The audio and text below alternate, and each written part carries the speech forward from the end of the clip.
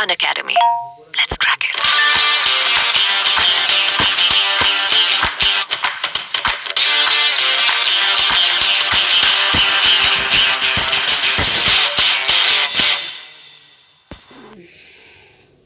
घर जाके चेक हो जाता है सिस्टम।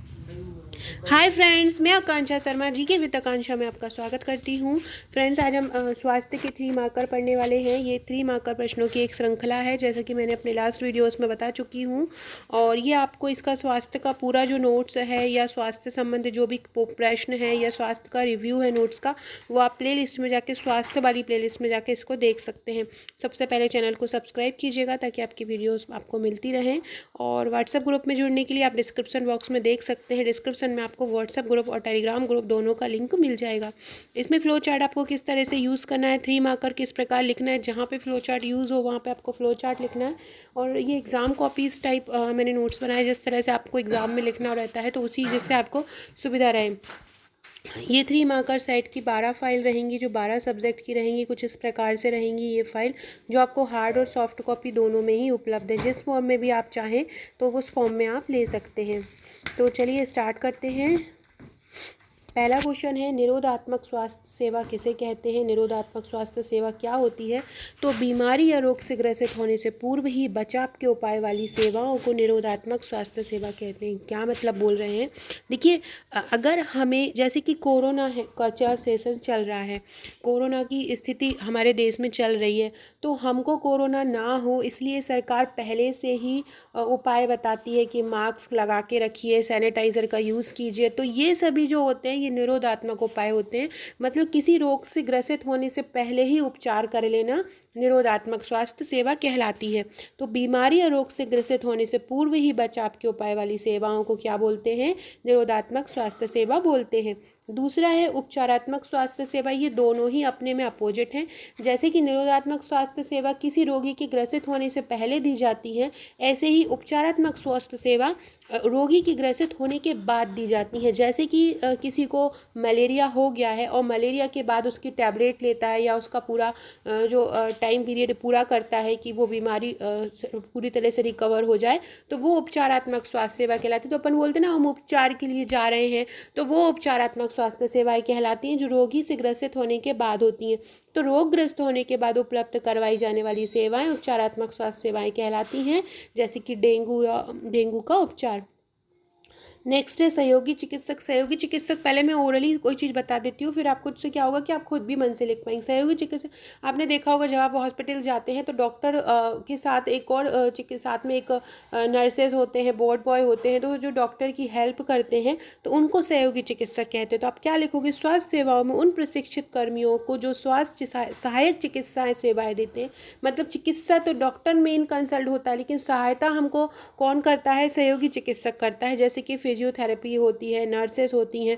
तो स्वास्थ्य सेवाओं में उन प्रशिक्षित कर्मियों से जो स्वास्थ्य चिकित्सा सहायक चिकित्सा सेवाएं देते हैं, फिजियोथेरेपी कहलाता है।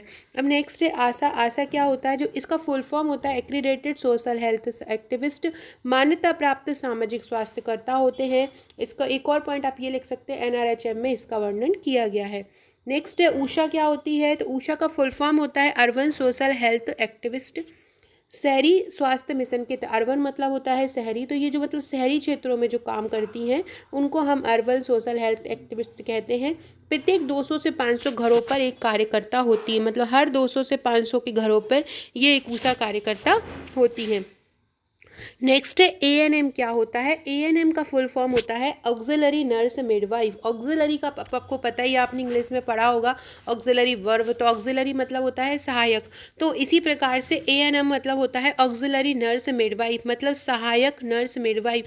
तो जो सहायता करती हैं, ये ग्राम स्तर पर कार्य करती हैं, महिला स्वास्थ्य कार्यकर्ता ये होती हैं।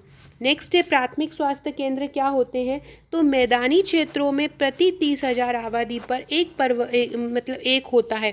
मतलब मैदानी क्षेत्रों में हर 30,000 आबादी पर एक प्राथमिक स्वास्थ्य केंद्र होता है। पर्वतीय पहाड़ी क्षेत्रों में प्रति 2,000 आबादी पर होता है। मैदानी क्षेत्रों में 30,000 आबादी पर, पर्वतीय पहाड़ी क्षेत्रों में 20,000 आबादी पर। और तीसरा पॉइंट हम लिखेंगे प्राथमिक स्वास्थ्य सेवाओं के लिए होते हैं। नेक्स्ट है सामुदायिक स्वास्थ्य केंद्र। तो मैदानी क्षेत्रों में प्रति 1 लाख, सामुदायिक से मतलब होता है कि 5-6 गाँव को मिला के एक बना दिया तो उसको सामुदायिक स्वास्थ्य केंद्र बोलते हैं। तो पर्वतीय क्षेत्रों में प्रति 80,000 रुपये होते हैं और मैदानी क्षेत्रों में प्रति 1 लाख। द्वितीयक सुविधाएं, स्वास्थ्य सुविधाएं हेतु ये स्थापित किए जाते हैं। अब हम पढ़ेंगे शहरी प्राथमिक स्वास्थ्य केंद्र। तो राष्ट्रीय शहरी स्वास्थ्य कार्यक्रम के तहत प्रत्येक 50 से 60,000 जनसंख्या पर शहरी प्राथमिक स्वास्थ्य केंद्र स्थापित होते हैं। कुपोषण क्या होता है? पर्याप्त मात्रा में शरीर में प्रोटीन, वसा, कार्बोहाइड्रेट एवं सूक्ष्म मात्रा में खनिज तत्वों की प्राप्ति ना होना क्या कहलाता है? कुपोषण कहलाता है। फ्रेंड्स, वीडियो अच्छा लगे तो कमेंट जरूर कीजिएगा, लाइक कीजिएगा और व्हाट्सएप ग्रुप से जरूर जुड़ जाइएगा जो डिस्क्रिप्शन में लिंक दी गई है। उससे क्या है, आप उससे जुड़े रहेंगे। और अगर आप व्हाट्सएप ग्रुप से जुड़ते हैं तो मुझे पर्सनली अपना नंबर भी मेरे पर्सनल मुझे सेंड कर दीजिएगा ताकि मैं आपको सेव कर लूँ आपका नंबर, और आपको मेरे स्टेटस पे जो भी जानकारी इंपॉर्टेंट कुछ क्वेश्चंस की नोट्स भी डालती रहती हूँ, उनकी पिक्चर डालती रहती हूँ तो वो जानकारी आपको मिलता रहे। कुपोषण के क्या कारण है? तो कुपोषण के अपन को 3 नंबर में लिखना है तो अपन मेन लिख देंगे, जैसे कि गरीबी है, महंगाई है, असंतुलित आहार है, जागरूकता में कमी है। कुपोषण के प्रभाव क्या होता है? शरीर क्या होता है? पूरी तरह से रोगग्रस्त हो जाता है, शरीर का मानसिक विकास धीमा हो जाता है और वजन घट जाता है। ये कुपोषण के प्रभाव है। क्या हो जाता है? शरीर रोगग्रस्त हो जाता है, शरीर का मानसिक विकास धीमा हो जाता है और वजन घट जाता है।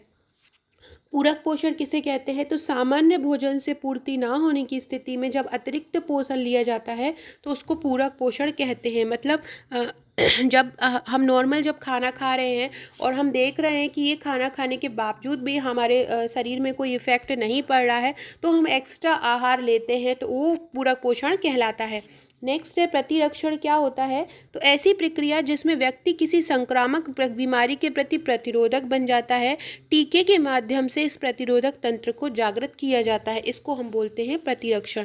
एडवर्ड जेनर कौन थे? एडवर्ड जेनर ने 1798 में स्मॉल पॉक्स की खोज की। इन्होंने ये वैक्सीन पहली बार बनाया।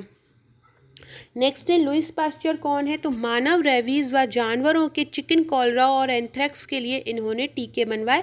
आपको अगर 3 पॉइंट में लिखना है तो इसको ऐसे लिख सकते हैं कि ये एक वैज्ञानिक हैं। इन्होंने मानव, रेबीज और जानवरों के चिकन, कॉलरा और एंथ्रेक्स के लिए टीके बनवाए।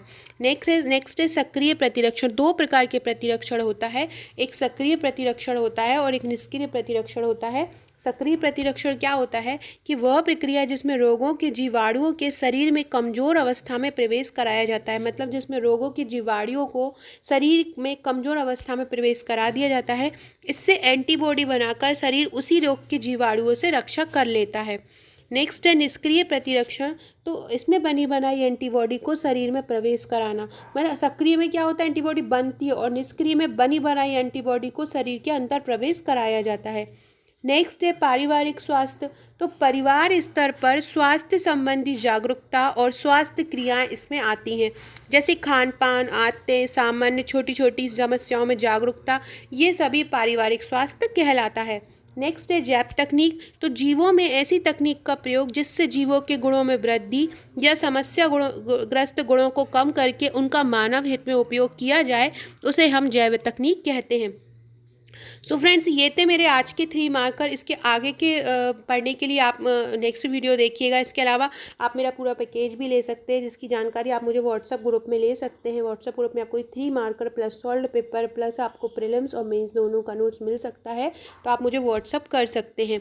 इसके अलावा फ्रेंड्स, मैं आपको एक और जानकारी देना चाहती हूँ। अब आप अनअकैडमी पे एक नया प्लान ज्वाइन कर सकते हैं। ये प्लान 1 दिसंबर से स्टार्ट होगा। इस प्लान के बेनिफिट क्या है वो मैं आपको बता देती हूँ। इसमें 500 फ्री लाइव क्लास रहेंगी हर वीक में। यहाँ पे आपको इंडिया और एमपी के टॉप एजुकेटर द्वारा पढ़ाया जाएगा। डेली और वीकली इसमें लाइव टेस्ट रहेंगे। इसमें आपको 4 अलग अलग एग्ज़ाम को कवर कराया जाएगा। 4 अलग अलग एग्ज़ाम है, जैसे कि एमपी एसआई, एमपी जेल प्रहरी, एमपी पीएससी प्रीलिम्स है, कांस्टेबल है। फ्री लाइव क्विज दिए जाएंगे, 20K प्लस क्वेश्चन आपको कवर कराए जाएंगे। इसके अलावा एक T20 सीरीज़ दी जाएगी, जिसमें आपको 20 मिनट में 20 क्वेश्चन सॉल्व करना है। स्पेशल इवेंट और भी बहुत कुछ दिया जाएगा। आपको क्या करना है, अनअकैडमी ऐप इंस्टॉल करना है और अपना जो भी कोर्स है उसको सिलेक्ट कर लेना है इसके बाद आपको एक रेफरल कोड मारेगा। रेफरल कोड में आपको कैपिटल अक्षर में akanksha.gk डाल देना है, AKANKSHA। तो आपको यहाँ पे फ्री प्रोडक्ट एक्सेस कर सकते हैं ये फी का सब्सक्रिप्शन में। So friends, thank you. Video अच्छा लगा हो तो लाइक शेयर जरूर कीजिएगा। डिस्क्रिप्शन बॉक्स में से आप व्हाट्सएप ग्रुप से जुड़ सकते हो। Okay friends, thank you.